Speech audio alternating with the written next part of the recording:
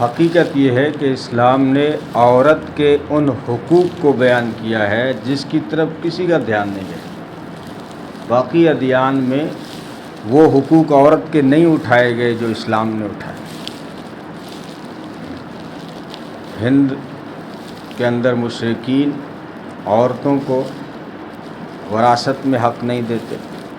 اور عرب کے اندر بھی نہیں دیتے تھے۔ مہر کا تصور اسلام نے پیش کیا اور اسلام نے عورت کو وہ عزت دی ہے جو دنیا کا دوسرا کوئی دین نہیں دے سکتا۔ جب بیٹی کو زمین میں گاڑا جا رہا تھا اس وقت نبی نے اعلان فرمایا جو بیٹی کو بچا لے، یہ جو بیٹی بچاؤ بیٹی پڑھاؤ کا جو نعرہ ہے یہ اسلامی تعلیمات ہے۔ جب بیٹی کو دفنایا جا رہا تھا اس وقت محمد عربی صلی اللہ علیہ وسلم نے فرمایا تھا کہ اللہ نے اگر کسی کو 2 بیٹیاں دی ہوں یا 3 بیٹیاں دی ہوں، 2 بہنیں دی ہوں یا 3 بہنیں دی ہوں تو ان کی تعلیم و تربیت کرے، ان کو جینے کا حق دے، نکاح تک اس کو جینے دے اور اس پہ خرچ کرے نکاح تک، تو ایسے ماں باپ پر، ایسے بہنوں کے بھائیوں پہ جنت واجب ہو جاتی۔ یہ کیا تھا حکم؟ کوئی عمل تو نہیں ہے اور جنت واجب کر دی گئی۔ حالانکہ ذمہ داری تھی باپ کی،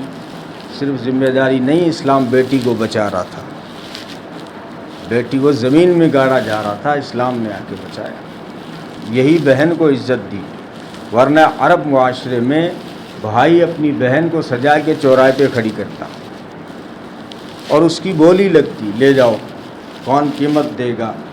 کبھی اگر وہ صبح سے شام تک کھڑا رہا اور گراہک نہیں آیا تو شام کے وقت آخر میں آنے والے مسافر کے ہاتھ میں فری میں دے دیتا، لے جا میری بہن کو، ہم اس کو گھر نہیں رکھنا چاہتے،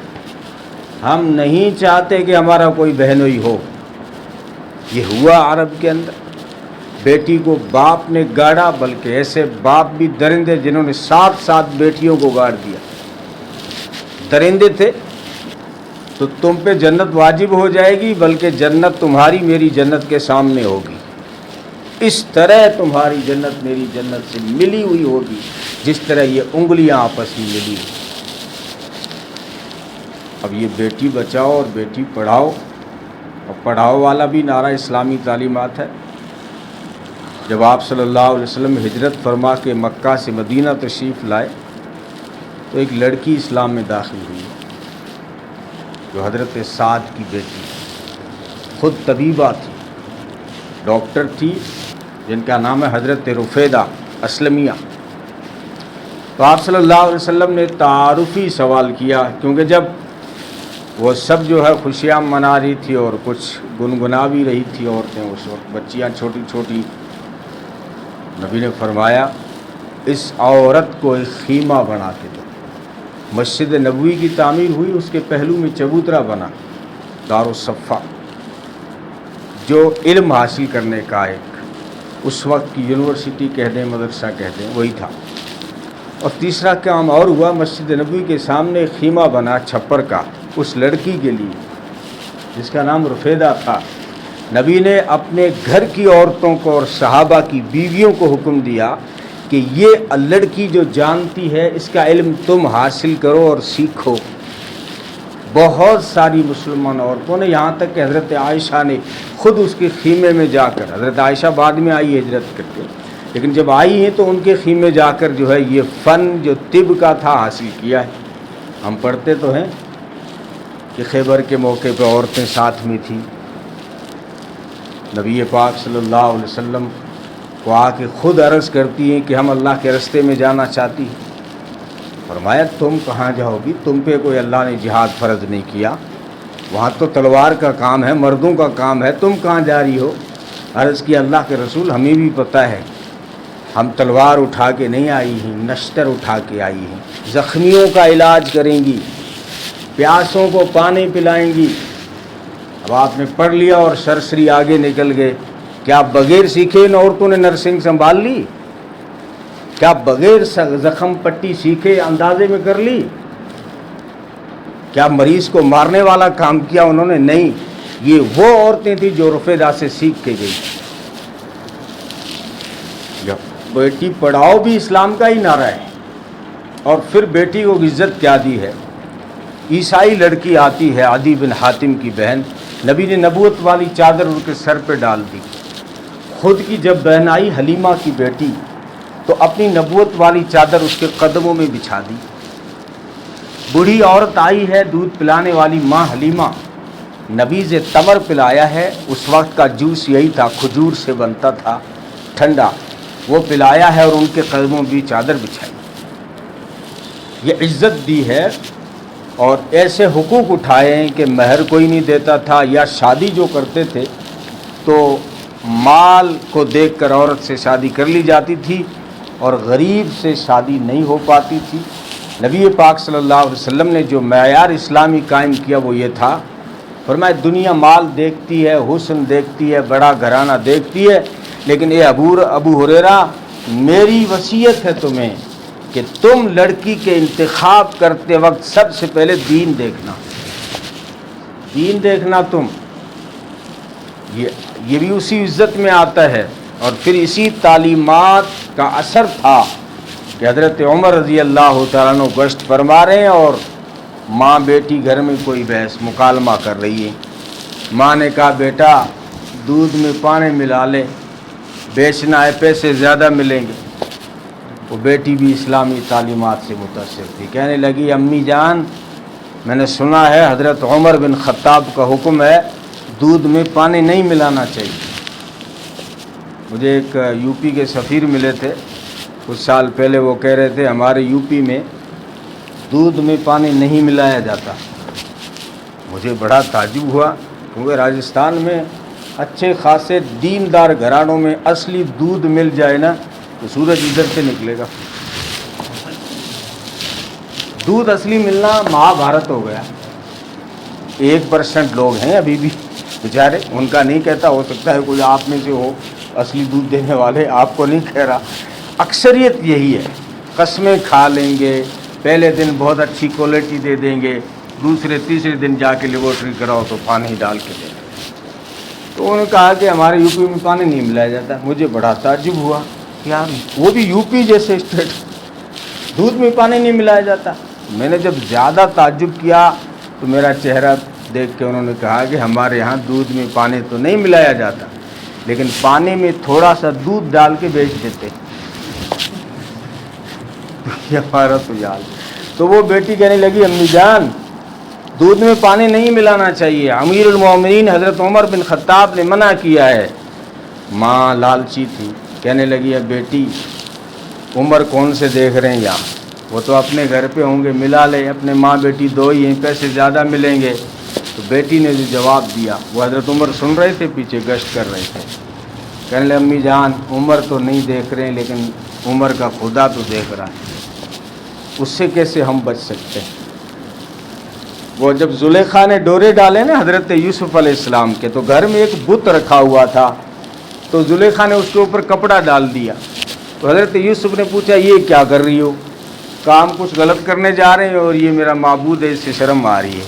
فرمایا تیرا معبود تو کپڑے سے چھپ جاتا ہے، میں اپنے معبود کو کیسے چھپا لوں؟ وہ بیٹی کہنے لگی اللہ سے کہاں چھپیں گے، عمر سے تو چھپ گئے۔ تو یہی حضرت عمر رشتہ لینے کے لیے آ گئے۔ اسلامی تعلیمات تھی نا، دین دیکھنا، تربیت دیکھنا، اچھی صفتیں دیکھنا بیٹی کے اندر۔ تو بہرحال اسلام نے وہ حقوق اٹھائے جس کی طرف کسی کا دھیان نہیں تھا۔ مہر عورت کا حق ہے، اس کو پورا حق ہے کہ اگر وہ کہہ دے کہ جب تک مہر نہیں دو گے میں نزدیک نہیں آنے دوں گی، حق دیا اسلام نے اس کو، مہر دے پھر اس کے نزدیک ہو۔ اور وراثت میں کوئی حق، پوری اکثر دنیا کا یہ حال تھا کہ جو ہے عورت وراثت میں حقدار نہیں تھی، ہمارے ہند میں بھی نہیں تھی، ایران میں بھی نہیں تھی، عرب میں بھی نہیں تھی۔ جب اسلام نے یہ حکم نازل کیا نا دنیا میں کہ باپ کے مال میں بیٹی بھی حق رکھتی ہے اور اس کو مہر دینا چاہیے، تو لوگوں کو، دنیا والوں کو بڑا تعجب ہوا۔ ابھی کوئی بات اگر دنیا میں نہ ہو اور پھر آ جائے تو سب کو تعجب ہوتا ہے، اسلام کے حکم آ گئے، کئی مہینے گزر گئے، لیکن پھر آ کے لوگ پوچھتے اللہ کے رسول کیا عورت کو بھی وراثت کا حق ملے گا؟ یعنی تعجب کے انداز میں، کیا عورت بھی باپ کے مال میں حقدار ہے؟ کیا عورت کو شادی کے وقت مہر دینا ضروری ہے؟ یعنی ان کو تعجب کے انداز میں تو قرآن نے یہی بات اٹھائی ہے، یستفتونک فی النساء، میرے محبوب آپ سے عورتوں کے بارے میں فتویٰ پوچھنے آ جاتے ہیں، مسئلہ پوچھنے آ جاتے ہیں، تو آپ کہہ دیں اللہ تمہیں اس سلسلے میں یہ فتویٰ دیتا ہے، یہ حکم دیتا ہے کہ ان سے نکاح کی اجازت تو دیتا ہے، لیکن یہ تمہیں حکم دیتا ہے ان کے حق ادا کرنے کی، تم ان کا حق ادا نہیں کرتے، یعنی مہر نہیں دیتے، یا پھر جب ان کے والد کا، ماں باپ کا انتقال ہو جاتا ہے یا شوہر کا انتقال ہو جاتا ہے تو تم وراثت میں اس کو حقدار نہیں بناتے، تو تمہیں اجازت تو دیتا ہے یتیم عورتوں سے نکاح کرنے کا، لیکن جن حق سے تم جو ہے کوتاہی کر رہے ہو اس حق کو دینے کا اللہ تعالیٰ تمہیں حکم دیتا ہے۔ اور دوسرا وَتَرْغَبُونَ، اور تم تو یہی چاہتے ہو نا کہ نکاح کر لیں، بس مہر بھی نہیں دینا پڑے، یہ ہوا عرب کے اندر، مہر نہیں دی اور نکاح کر لیا، کوئی حق نہیں تھا اس کو مانگنے کا، تو اللہ نے کہا کہ میں نکاح سے تو منع نہیں کرتا، نکاح تو کرو لیکن مہر دینا پڑے گا، اور بیٹوں کی طرح بیٹی بھی وراثت میں حق رکھتی ہے، اور یتیم عورتوں کے حقوق ہیں اور تم پر بچوں کے حقوق ہیں۔ آگے بچوں کی بات بھی کہہ دی کہ وہ بچوں کو بھی وارث نہیں بناتے تھے، چھوٹے چھوٹے بچے، اگر وہ وارث کس کو سمجھتے تھے؟ جو لڑ سکے، ایسا جوان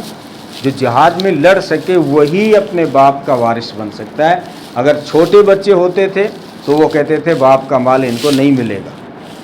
تو ان کی بات بھی، ان کے حق کو بھی ساتھ میں اٹھا دیا کہ والمستضعفین من الولدان، اور کمزور بچوں کے حق کے بارے میں بھی تمہیں حکم دیتا ہے، اور تمہیں حکم دیتا ہے یتیموں کے ساتھ انصاف کرنے کا۔ یتیموں پہ بڑی ناانصافی ہوتی تھی، ماں باپ دنیا سے چلے گئے، اب یتیم بچوں پہ کبھی ان کا مال جو ہے چاچا ہڑپ لیتا، کبھی تایا ہڑپ لیتا، کبھی کوئی اور وڈیرا ہڑپ لیتا، اور بڑے ہونے کے بعد بھی ان کو اپنے والد کے مال مانگنے کا بھی حق نہیں تھا، تو اسلام نے یتیموں کا خاص طور پہ حق دیا، فرمایا یتیم کی کفالت کرنے والا کل قیامت کے دن یعنی جنت میں میرے اتنا قریب ہوگا جتنی یہ دو انگلیاں آپس میں قریب ہیں، فرمایا سب سے اچھا بہتر گھر وہ ہے جس میں یتیم خوش ہو، سب سے برا گھر ہے وہ جس میں یتیم ناخوش ہو۔ یتیم خود در یتیم بن کے آئے تھے نا، تو یتیموں کے حقوق پہ بھی بہت زور دیا اسلام نے، یعنی آپ صلی اللہ علیہ وسلم در یتیم بن کے آئے تھے، ابھی ماں کے پیٹ میں تھے کہ باپ کا سایہ اٹھ گیا تھا، 6 سال کی عمر کو پہنچے کہ ماں بھی دنیا سے چل پڑی تھی، تو یتیموں کا جو خاص خیال کیا ہے، جو حدیثیں ہیں اگر ان کو جمع کرو تو آج جو ہمارے معاشرے کا عمل ہے اس سے لگتا ہے کہ ہمارا اسلام سے کوئی تعلق ہی نہیں، اسلام نے جن چیزوں پہ زور دیا ہے وہ ہماری زندگی میں ہے ہی نہیں، ہم تو صرف زبانی مسلمان ہیں۔ تو انصاف کا حکم دیتا ہے، وَمَا تَفْعَلُوا مِنْ خَيْرٍ فَإِنَّ اللَّهَ كَانَ بِهِ عَلِيمًا، جو بھی تم بھلائی کرو گے اللہ تعالیٰ اس کو جاننے والا ہے۔ آگے عورتوں کے حقوق کی بات چل رہی ہے، وَإِنِ امْرَأَةٌ خَافَتْ مِنْ بَعْلِهَا نُشُوزًا أَوْ إِعْرَاضًا، اگر کسی عورت کو ڈر ہو کہ اس کا شوہر زیادتی کرے گا یا منہ پھیر لے گا، تو فَلَا جُنَاحَ عَلَيْهِمَا أَن يُصْلِحَا بَيْنَهُمَا صُلْحًا، تو کوئی حرج نہیں آپس میں دونوں میاں بیوی صلح کر لیں۔ یعنی یہ ہوتا ہے کہ کبھی عورت بدصورت ہوتی ہے یا عورت کے اولاد نہیں ہوتی یا بڑھاپے کو پہنچ جاتی، تو مرد کو 4 کی اجازت دی اسلام، مرد چاہتا ہے کہ میں دوسری بیوی لے آؤں، تو قرآن اس سلسلے میں کہتا ہے اگر وہ جو پہلے والی بیوی ہو اگر اس کو ڈرے وہ جو دوسری آ جائے گی تو مجھ سے منہ پھیر لیا جائے گا یا مجھ پہ زیادتی ہوگی، مجھے طلاق ہی دے دے گا، تو فرمایا اگر ایسی کوئی نوبت آئے نا کہ عورت کو اگر ڈر ہو کہ دوسری آئے گی تو 1-2 دن میں کان بھر کے میرے راستہ صاف ہو جائے گا اور مجھے طلاق مل جائے گی، تو کہا کہ پہلے ہی صلح کر لو، پہلے ہی تم بیٹھ کے صلح کر لو اور اس میں بہت ساری باتوں پہ رضامندی کر لو عورت کو چاہیے کہ وہ کہہ دے ٹھیک ہے لے آؤ، میں اپنی باری بھی اس سے دے دوں گی، مجھے جتنی ضرورت ہے اتنی ہی آپ سے ڈیمانڈ کروں گی اور آپ سے زیادہ خرچے بھی نہیں مانگوں گی۔ پھر عورت مرد جب دیکھے گا کہ جو ہے یہ تو خرچے بھی نہیں مانگ رہی زیادہ اور اپنی باری کے اوپر بھی زیادہ زور نہیں دے رہی ہے، تو پھر وہ مرد بھی طلاق نہیں دے گا، فری میں دوسری مل رہی ہے۔ تو یہ نے ایک مشورہ دیا، طلاق جائز کاموں میں سب سے برا، نبی نے فرمایا جتنے بھی جائز کام ہیں ان میں سب سے برا جائز کام طلاق ہے۔ طلاق کو کوئی پسند نہیں کیا، یوں نہیں کہ اٹھایا اور آپ نے پستول کی طرح مار دیا، یہ اسلام کی ترتیب نہیں تھی۔ میاں بیوی اگر انبن ہو جائے، فرمایا اس کو سمجھاؤ، اگر نہیں سمجھ رہی ہے اس کو بستر الگ کر دو، لیکن روم الگ نہیں کرنا، خالی بستر الگ کر دو، تو ہو سکتا ہے عقل ٹھکانے آئے، اور پھر بھی نہیں سمجھے تو جو ہے دونوں طرف سے جج بنا لو، عورت کے خاندان سے اور بچے کے خاندان سے، یہ بڑے وڈیرے حضرات جو ہے بیٹھ کے صلح کرا لیں گے، کوئی نہ کوئی بات بن پڑے گی۔ پھر بھی اگر نہیں بنتی ہے تو پھر ایسا کرو مسواک نکالو، یعنی مسواک جتنی لکڑی لے کے مارو، فرمایا چہرے پہ مت مارنا، ہڈی پہ مت مارنا، ایسی مار مت مارنا جس سے نشان ہو جائے، یعنی صرف ڈرانا مقصد ہے۔ پھر بھی نہیں سدھر رہی ہے تو پھر اس سے طلاق ایک دی جائے گی، اور ایک طلاق ایک ہی مجلس میں ایک طلاق جب دی جائے گی تو اختیار ہوتا ہے، جو ہے اس کو اختیار ہوتا ہے واپس رجوع ہونے کا، بہت سا ٹائم ہوتا ہے، رجوع کر سکتا ہے۔ بہرحال بڑی ایک تفصیل ہے طلاق تو فرمایا اب یہ نوبت آ رہی تھی، یہاں عورت کا حق دبایا جانا تھا، یا تو وہ طلاق ہی نہیں دیتا اور حق بھی ادا نہیں کرتا، یا پھر طلاق دے دیتا تو یہ بڑھاپے میں کہاں جاتی۔ اسلام نے کہا بیٹھ کے مشورہ کرو دوسری لانے سے پہلے، اس کا کیا ہوگا، تو اس کے حسن کے چکر میں اس کے اوپر پھر ظلم نہ کر بیٹھے۔ تو فرمایا اگر کسی عورت کو ڈر ہو کہ اس کا شوہر زیادتی کرے گا یا منہ پھیر لے گا تو کوئی حرج نہیں ہے، تم صلح کر لو آپس میں، بہتر ہے صلح، والصلح خیر، صلح بہتر ہے۔ وَأُحْضِرَتِ الْأَنفُسُ الشُّحَّ، یہ طبیعت جو ہے نا یہ بخل کی طرف کھنچتی ہے، مرد بخیل بن جائے گا نا، یا دو کا خرچہ کیسے اٹھاؤں گا۔ ہمارے منتری ہیں وہ امین خان صاحب، نام سنا ہوگا، یہ دو چلے یہیں آپ کے یہاں چورو وغیرہ میں لگے گئے، میرے سامنے ایک مول صاحب بیان کر رہے تھے، وہ کہہ رہے تھے جنت میں بہتر حوریں ملیں گی، حالانکہ یہ جانتے ہیں اہل علم کہ بڑی ضعیف روایت ہے، لیکن وہ بیان کر رہے تھے تو وہ منتری صاحب بیچ میں بول گئے، بولا بہتر کا خرچہ کون اٹھائے گا، امین خان صاحب بہتر کا خرچہ کون اٹھائے گا، تو مول صاحب تقریر کے بیچ میں بول گئے، تو انہوں نے کہا کہ وہ سب اللہ کی مہمانی ہوگی اور وہ اللہ تعالیٰ قوت دیں گے، تو کہا پھر ٹھیک ہے۔ اس منتری اس کو ایسے ہی مطلب چٹکی لینی تھی، کہا کہ پھر ٹھیک ہے، یعنی مرد کو جب عورت یہ اختیار دیتی ہے کہ ٹھیک ہے تو دوسری لا رہا ہے لیکن میں تجھ سے خرچے نہیں مانگوں گی زیادہ، مجھے طلاق مت دینا بڑھاپے میں بیماری میں کہاں جاؤں گی۔ اور مرد بھی لالچ،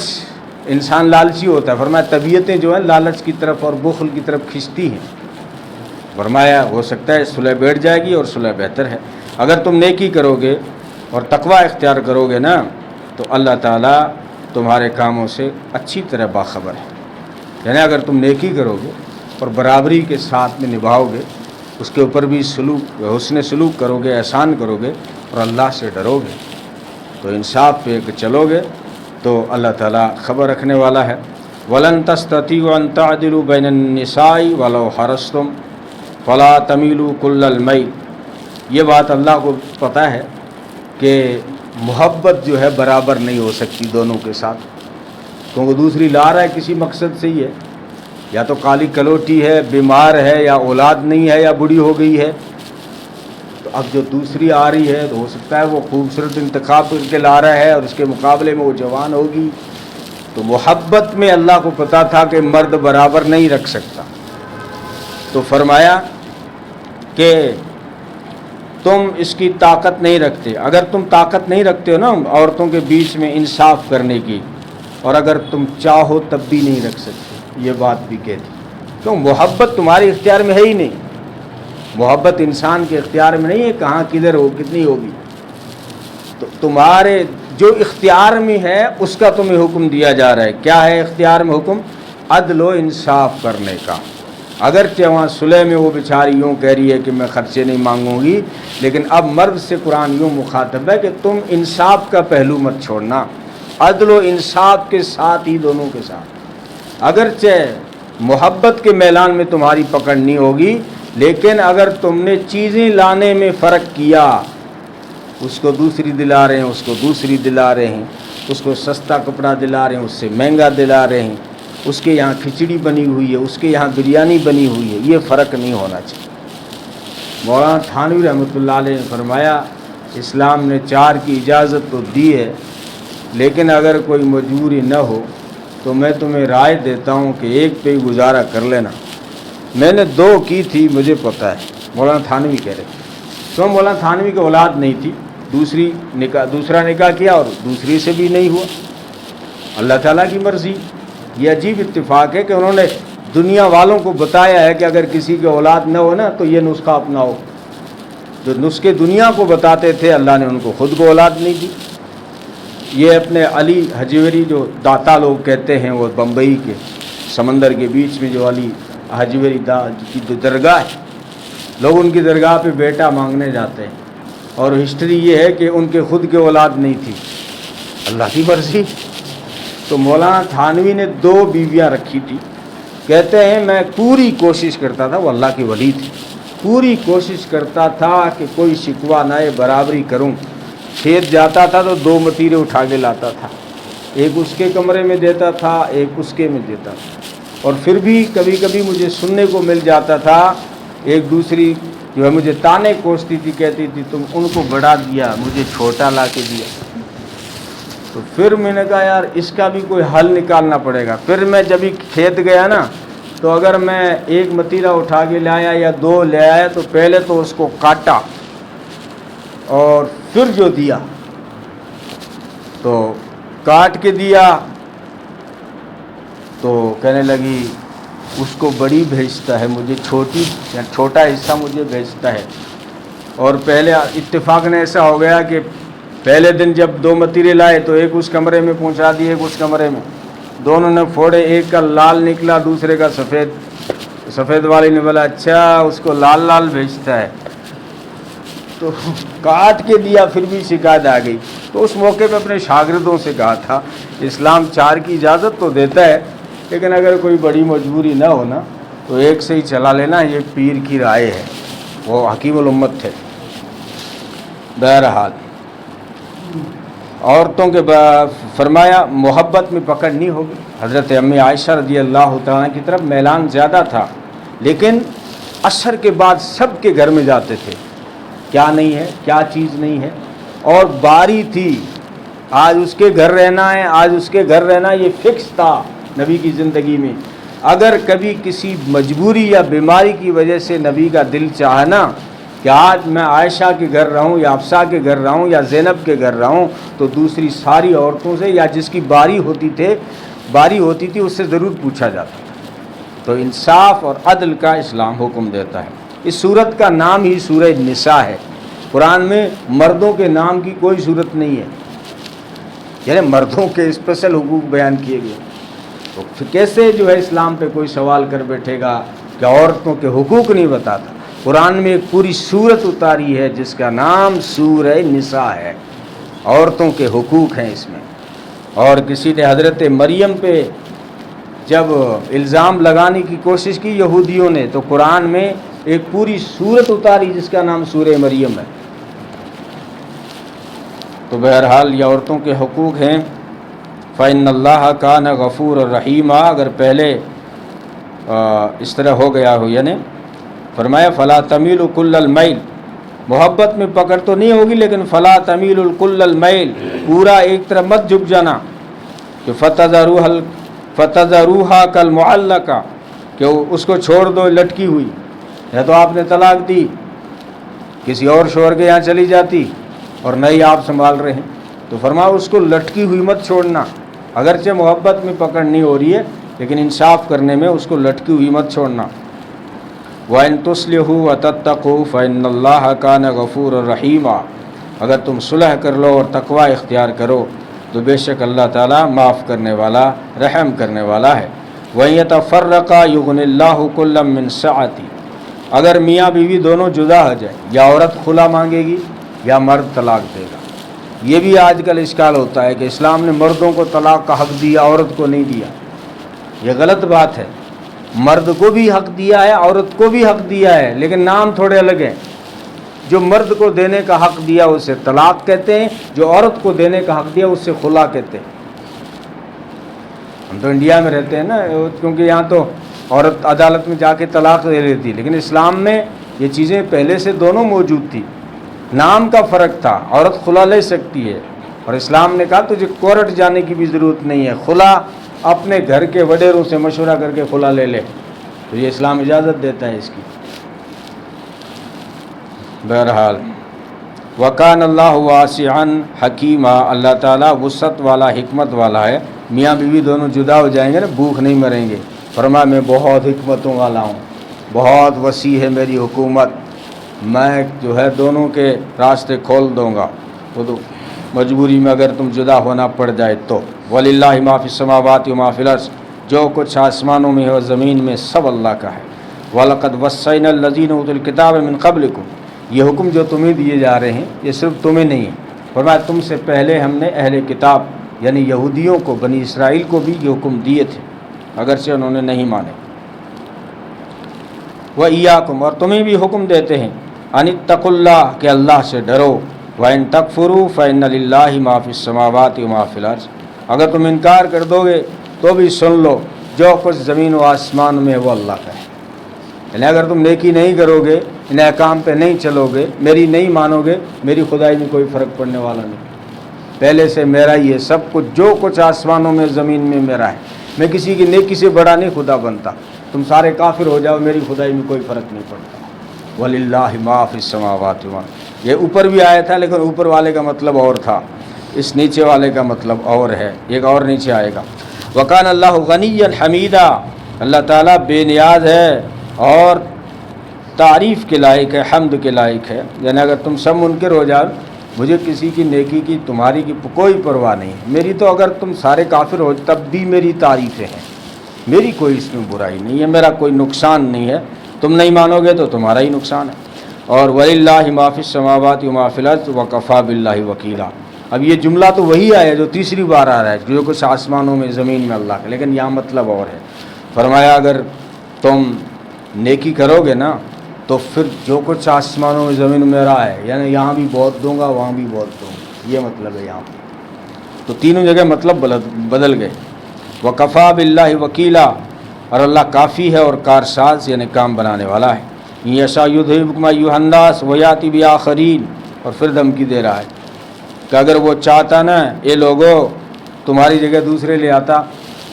اگر تم اسلام کے احکام نہیں مانو گے، دین پہ نہیں چلو گے تو لوگو اگر میں چاہتا نا تمہیں ہٹا کے دوسرے لے آتا۔ دوسرے کہاں سے آتے ہیں؟ جہاں سے ہم آئے ہیں، ہم سارے کنورٹ شدہ ہیں، ہم ساری غیر قوموں سے نکل کے آئے نا، پیڑھی نکالو اوپر جا پتہ ہی نہیں چلتا، پتہ نہیں ایسے عجیب و غریب نام۔ تو بہرحال